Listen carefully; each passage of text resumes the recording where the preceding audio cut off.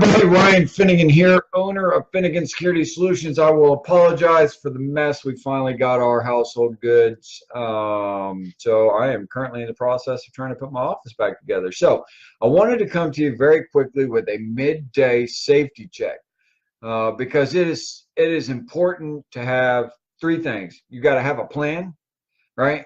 And your training and your plan helps you to become prepared.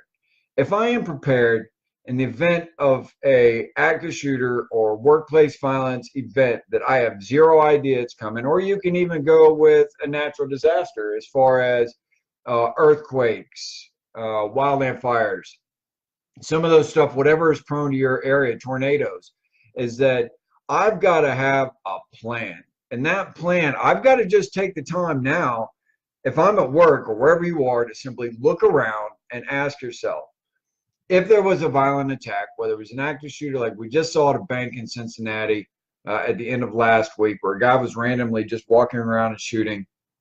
Coeur d'Alene, Idaho had one at a credit union. They're all over the place.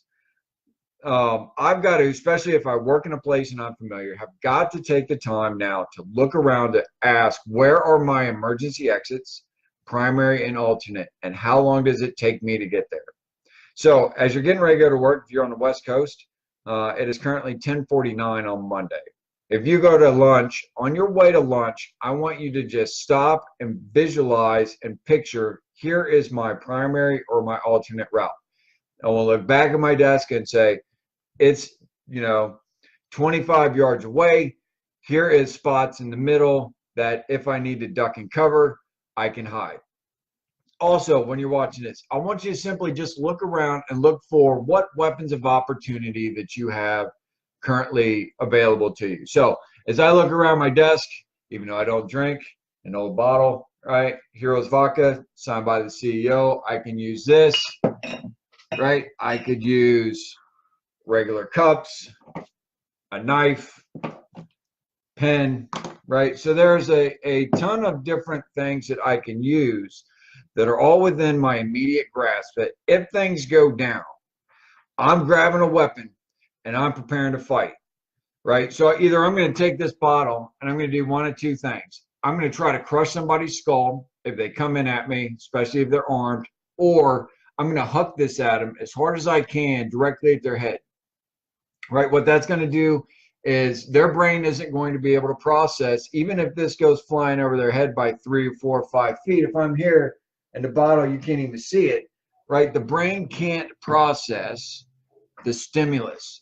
It is coming too quickly. So what happens is the brain will force the body to flinch. Once the body flinches, that gives you milliseconds to be able to grab the weapon, right? So I've just got my training guns in, so I'm going to get those unpacked, and over the next couple of days, I'm going to go back to cover that the fight presentation that I talked about as far as active shooter goes. But in the meantime, I got to thinking, I wanted to come to you just briefly and tell you and ask you for yourself, not for me, for you, because you are responsible for your own safety and security.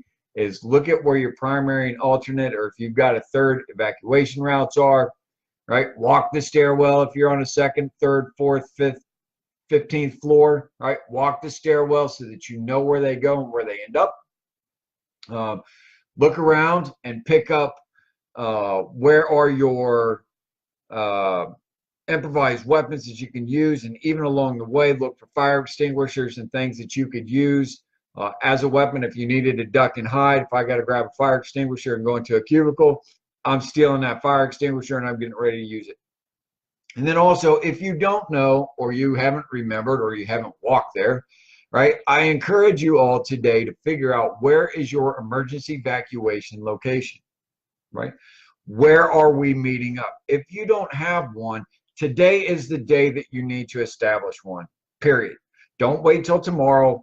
Don't wait for somebody else to figure it out. Don't wait for me to show up to say you don't have an emergency evacuation plan. Where are you going to meet at? Take the initiative to make sure, because if you don't have one and you don't do it, who will? Nobody, because it's apparent you don't have one. Figure it out, establish one, and then make sure that everybody knows that if something goes down, here's where we're going to meet. Why do we want that? Because in the event of chaos and confusion and smoke and death and blood, you want to have accountability. Why? Because if you're that person that is hurt or injured and bleeding out, wouldn't you want people to be able to tell the first responders that you're not accounted for? I sure the hell do. Shouldn't you? Figure it out. Establish it. It's not hard. It isn't.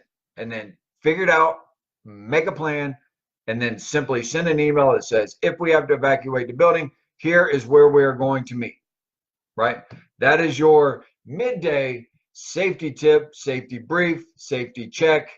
So look around, establish, and be prepared. We'll talk to you later.